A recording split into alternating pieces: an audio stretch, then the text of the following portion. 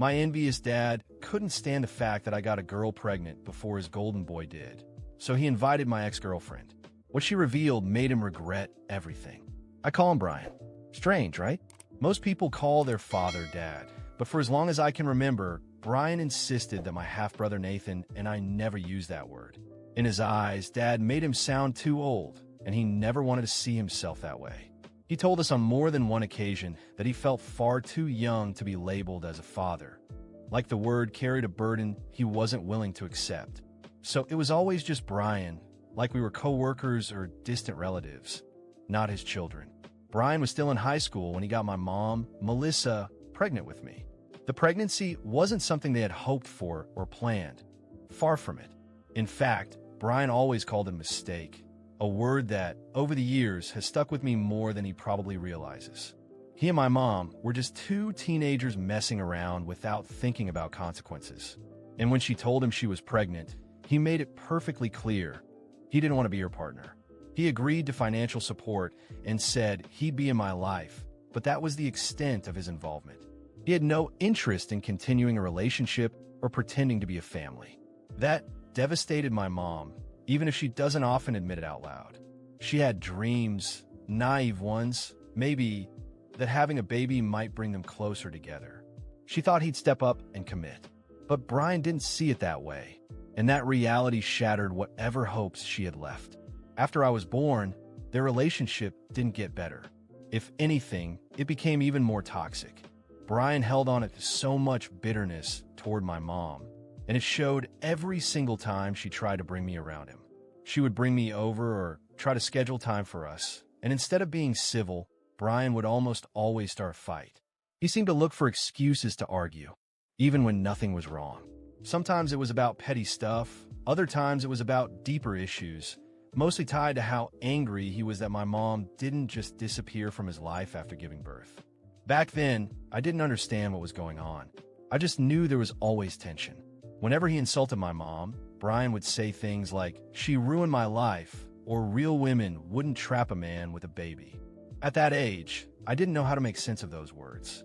But as I grew older, things started to click. I realized my mom wasn't the villain Brian made her out to be. Actually, she was the exact opposite. She was steady, dependable. She never missed a pickup. Every weekend, like clockwork, she'd show up with a smile, excited to spend time with me. She worked hard, paid for everything without complaining, and genuinely enjoyed being around me. I could feel her love, even if things between her and Brian were broken beyond repair. The more I grew, the more I saw how much effort she put into parenting, even when she was alone. She wasn't perfect, but she tried. She was there, and that meant everything. When I was 6, Brian started dating someone new, a woman named Carol. They eventually got married, and now he calls her the love of his life. Watching him with her was surreal. It was like seeing a totally different man. Carol was kind, soft-spoken, and immediately accepted me into her life like I was her own son. She was never the issue. In fact, she made more of an effort to bond with me than Brian ever did. She made space for me in their lives, something Brian rarely bothered to do himself. Not long after they got married, Carol became pregnant and gave birth to my half-brother, Nathan. When he was born, I was thrilled. I loved him from the very beginning, and we became extremely close over the years. He's my best friend. I'd do anything for him. But as much as I adore Nathan, there's no denying how differently Brian treated us. From the moment Nathan came into the world, it was clear Brian favored him. He spoiled him with affection and attention, something I had never experienced from him. I'd watch the way he lit up around Nathan, buying him the latest toys, praising everything he did, and showing up for every milestone. Nathan was, and still is, Brian's pride and joy. Meanwhile, I felt like a forgotten chapter in his life. He was cold with me, barely present. Whenever we were together, it felt forced, like he was doing it out of obligation. And yes, that hurt. It's hard to grow up watching your sibling receive the kind of love you longed for, but never got. I tried to get close to Brian.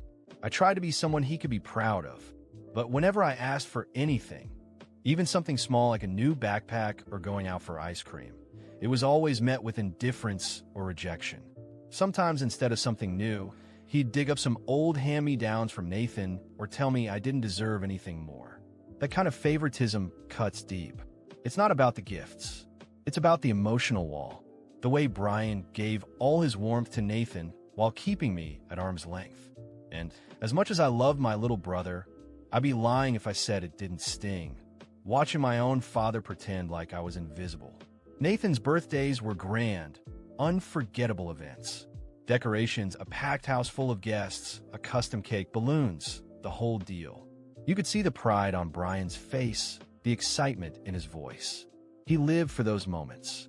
Meanwhile, my birthdays were forgettable, like something he'd remember last minute, if at all. I was never given permission to throw a party or have my buddies over, not even once. Some years, my so-called celebration amounted to Frederick ordering some takeout. That was it. No birthday cake, no balloons, no excitement. Just a pizza box and silence. I still remember the sting of watching how Frederick went all out for Nathan's birthdays, while mine passed like any other forgettable Tuesday. It felt like another harsh reminder that I didn't matter to him the same way, that I wasn't worth the same kind of love or attention. As I got older and started pointing out how unfair it was, Frederick didn't try to explain or make amends. Instead, he'd snap back with something cold like, "Go cry to your mother," as if she were to blame for how he treated me. He'd say things like, "This is all Melissa's fault," constantly shifting responsibility away from himself and acting like his blatant favoritism had anything to do with my mom's existence. It was his way of avoiding guilt, of never owning up to the pain he was causing. My mom, though, always tried to make up for it in the way she could. She knew how much birthdays meant to me, how special I wished they felt, and she never failed to be the first one to call me when the clock struck midnight. She'd buy me something thoughtful, show up just to hug me, or take me out for a meal. Even if there wasn't a party, she tried to make it count. She saw the way Frederick treated Nathan like royalty and me like an afterthought, and it broke her heart. I remember her trying more than once to talk to him about it. She wasn't looking for a fight. She just wanted to understand why he couldn't show the same care for both of us. But those conversations never ended well. Frederick would immediately go on the defensive, raising his voice until it became a full-blown shouting match. He'd tell her to butt out, saying she had no right to criticize how he raised Nathan, because she wasn't married to Nathan's mom. He made it clear that, in his mind, having married Nathan's mother gave him the right to favor him. It felt like my own mom's continued presence in my life was some kind of disqualification from receiving real affection from my father. And that cut deep.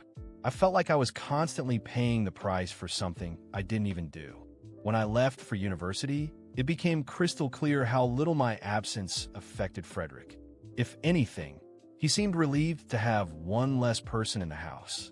I saw it in the way he acted, like some kind of pressure had been lifted. He rarely checked in, and visiting? Forget it.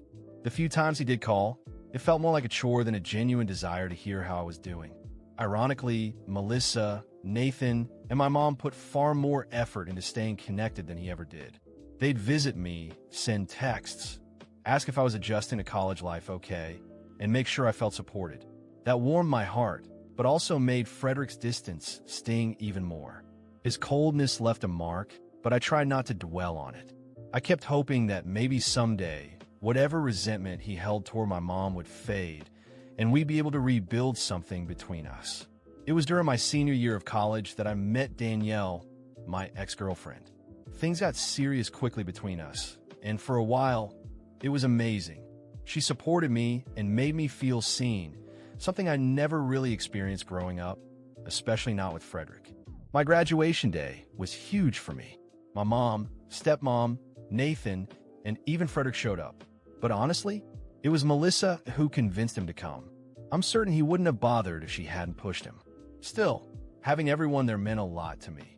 That day was also the first time Danielle met Frederick, and to my surprise, he seemed oddly taken with her. At first, I didn't think much of it, but then he started making strange comments, like how he couldn't believe someone as stunning as Danielle was dating someone like me. The first time he said it, I laughed it off. I'd grown used to Frederick making these passive-aggressive remarks, the kind that hit you hours later. Maybe he meant it. Maybe he didn't. I never knew. Either way, I let it slide. I told myself it wasn't worth the energy to confront him over something so typical. But he didn't stop. Later that day, we were all out to lunch after the ceremony, and right in front of Danielle and everyone else, he made another jab. This time joking that maybe I was her little charity project, that I was lucky someone like her even noticed me. That one landed differently. It wasn't just annoying, it was humiliating, especially because he said it in front of her. I felt my stomach twist with embarrassment, and I knew I couldn't let it go a second time. So I looked him straight in the eye and, as calmly as I could, told him he was being weird and disrespectful, and that I was worth a hell of a lot more than my looks. I needed him to understand that his creepy comments were out of line, not just to me, but to everyone at that table. Danielle looked visibly uncomfortable. Even my mom, who usually stayed quiet during tense moments, was clearly furious. She gave Frederick a look that could have burned holes in a wall, hoping he'd shut up before things blew up. I could tell she didn't want to cause a scene, but she was just as disgusted as I was. It wasn't just a stray insult. It was another reminder that he never missed a chance to put me down, not even on one of the biggest days of my life. Turns out, after that graduation, Frederick and Danielle became Facebook friends. Yeah, that surprised me too. Danielle told me he sent a friend request and asked if I was okay with her accepting it. I didn't want to turn it into drama, so I said it was her call. She accepted it just to be polite because she knew, and I knew, that if she ignored him, he'd probably call her out the next time he saw her. Still, it felt weird. The same dad who barely acknowledged my existence through college suddenly wanted to stay in touch with my girlfriend online. During the 3 years Danielle and I were together, Frederick kept this weirdly distant but polite relationship with her. He'd drop random comments on her posts, occasionally message her short things on Facebook. It was never anything outright sketchy, but there was always something off about it. Frederick never gave me that kind of attention. Not even close, but with Danielle, he seemed oddly invested. During our relationship, Danielle mentioned more than once that she believed my dad was actually jealous of me and the life I had built. She started pointing out little things. The way he'd undermine me in conversations, how he brushed off my accomplishments, or the strange way he seemed a little too interested in who I was dating. At first, I didn't know what to make of it. Jealousy? That had never crossed my mind. I always assumed his attitude came from lingering resentment toward my mom or just general coldness. But Danielle insisted. She could see it from the outside looking in. The way he'd subtly cut me down or seem almost annoyed when I talked about being happy, whether in my relationship or career. I didn't want to believe it at first. It's hard to accept that your own father might be competing with you. But the more she brought it up, the more I started to notice it myself. Whether it was about my looks, my partner, or my goals, Frederick always had a way of making me feel like I didn't measure up or didn't deserve to. And when I began seeing things through that lens, that maybe, just maybe, he was jealous, everything started to make sense. After that realization, I became more guarded around him. I didn't let his words get under my skin the way they used to.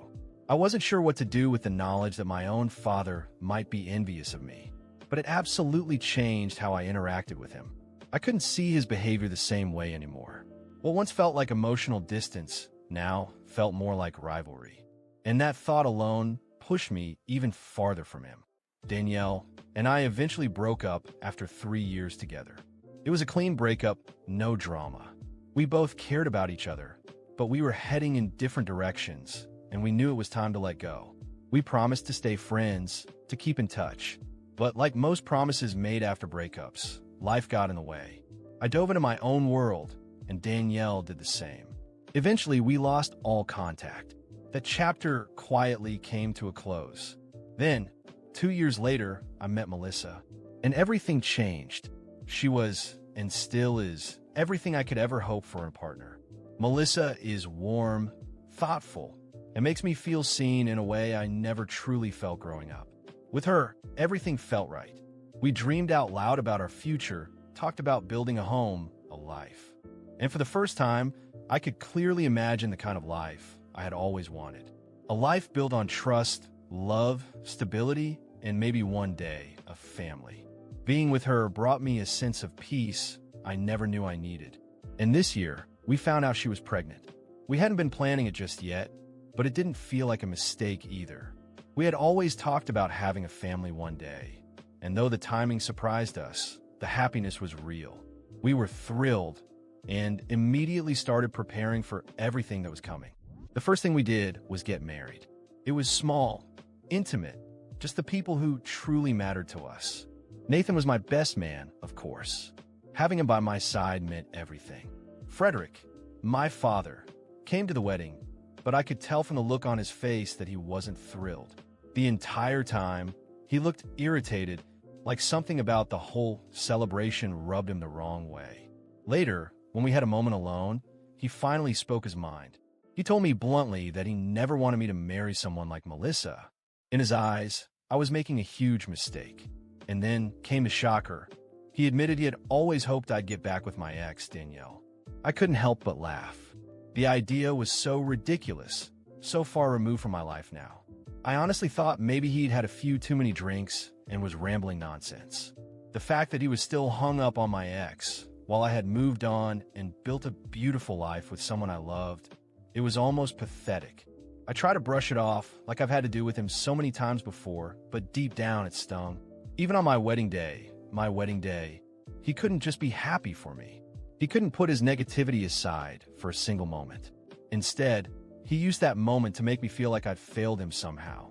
But this time, I didn't let it break me. I had Melissa by my side, a baby on the way, and finally, I chose to focus on the love in my life instead of Frederick's bitterness. After the wedding, Melissa and I waited to make the big announcement. She was pregnant. We had decided it was best to share the news afterward so no one would try to overshadow our wedding. When we told my mom, Nathan, and Mike, they were ecstatic. They were genuinely thrilled, and seeing their joy made the moment unforgettable. But, as usual, Frederick had to sour the mood. He started questioning whether we were sure about becoming parents. He made comments like, "Are you really ready for this?" And, "Maybe you're rushing into fatherhood before you've even had a chance to enjoy being married." His words caught me off guard. It felt like he was projecting his own regrets onto me, like he was reliving his own past through my choices. I couldn't believe that even during one of the happiest times of my life, he still couldn't support me without planting doubt. But this time, I didn't let slide.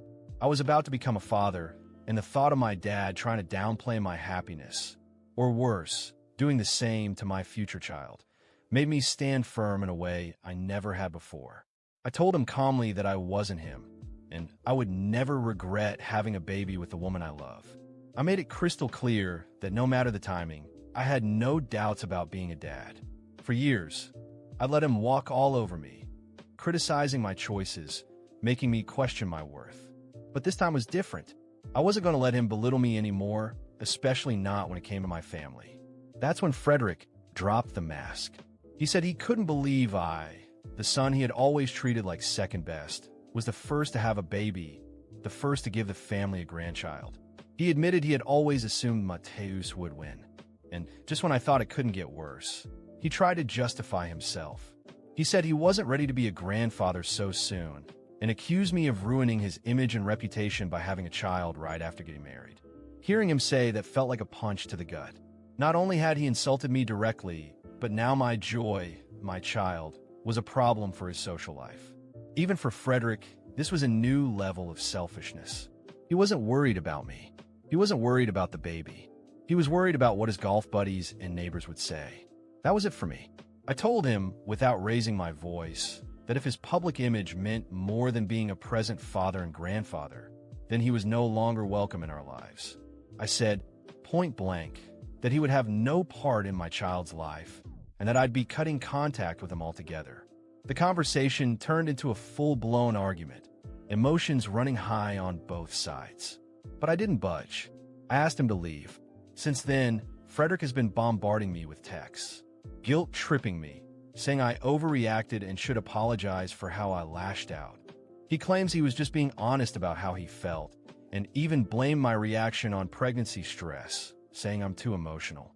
He insists that, as my father, he has every right to question how fast everything happened, the marriage, the baby. But after the way he's treated me for so long, I'm seriously questioning whether he deserves to be part of my life at all.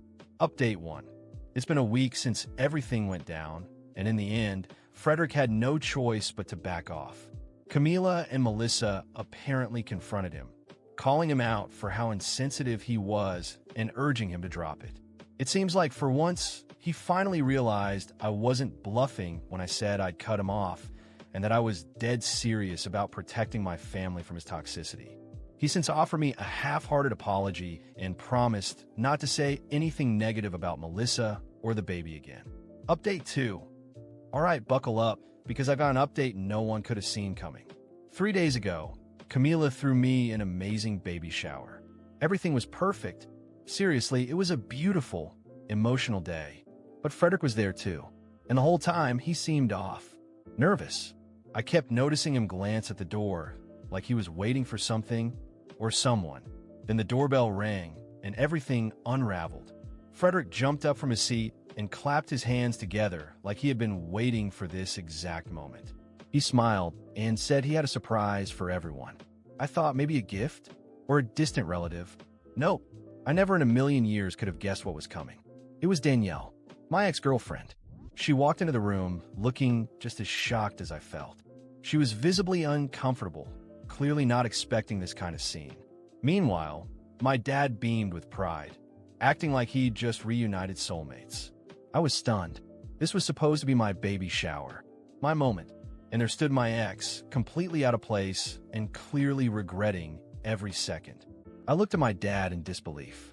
He turned to me and said that he had been talking to Danielle for weeks, messaging her, persuading her, because he thought I deserved a second chance.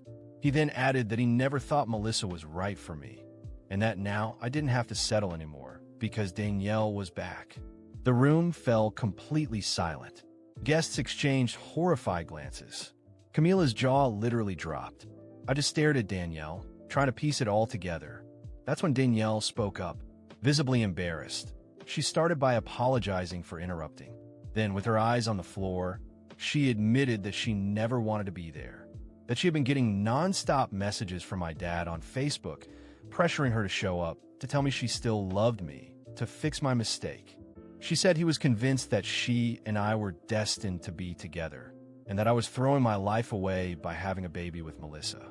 My dad, in some twisted fantasy of his, had told Danielle that I was throwing my life away by becoming a father so young, and that he wanted her to rescue me. The entire situation was so surreal, I could barely wrap my head around it. Danielle made it very clear she had no interest in getting back together, but she felt I deserved to know just how manipulative and out of control my father had been behind the scenes. She came to expose the truth about Frederick. As she spoke, you could feel the tension thick in the air. Everyone was staring at my dad, whose face had turned beet red from embarrassment. Clearly, he hadn't expected her to speak out against him like that. Danielle turned to him directly and, without raising her voice, told him to stop messaging her, that he needed to let go, move on with his life, and that he had no business hijacking my baby shower for his own selfish agenda. The look on my father's face said everything. Angry, humiliated, cornered, but for once, he didn't have a snarky comeback. No excuse, no manipulation, just silence. Danielle didn't stop there. She told him straight out that he'd always been envious of me, and she was disappointed to see that nothing had changed after all these years. Frederick stood frozen while everyone in the room realized the full extent of what he had done. And when Danielle finished, she turned to me and quietly apologized for the disruption. She said she was sorry for the scene, but she felt it was important I knew exactly what had been happening behind my back, that I deserved to see my dad's true face. Before leaving, she handed me a small gift she had brought for the baby, a thoughtful gesture despite the circumstances. I thank her both for her honesty and for having the guts to come and speak the truth. Because honestly, if she hadn't, I don't know if I ever would have believed that my own father could stoop so low, scheming in the background, trying to sabotage one of the most important moments of my life. After Danielle left, the entire room fell into an awkward silence. All eyes were on Frederick, who looked like he wanted to disappear. He was visibly shaken, on the verge of tears. I still couldn't believe what had just happened. My own father had tried to undermine me in the most hurtful way imaginable. That moment confirmed something I had suspected for years. My father wasn't just critical or hard to please. He was actively working against me, driven by jealousy and bitterness. Since that day, both Mateus and I have gone completely no contact with Frederick. The rest of the family, who witnessed the disaster firsthand at the baby shower, spread the word. And now, no one wants anything to do with him. My mom even warned him to stay far away from me. And honestly, I still can't fully process how far he was willing to go just to sabotage my life. Update 3. It's been 8 months since all of that. And for everyone asking, the baby was born healthy and is doing great. Melissa and I are solid. Mateus, my mom, and Mike have visited us many times, and we all stay in close touch. None of us speak to Frederick. Mike is now separated from him. Turns out that after confronting him about everything, Frederick refused to apologize or take responsibility. He tried to defend what he did, tried to act like it was out of love. But Mike saw right through it. He finally realized that if Frederick could treat his own son this way, there was no telling how far he'd go to hurt anyone else he claimed to care about. His selfishness had no limits, and Mike decided he didn't want that kind of person in his life either.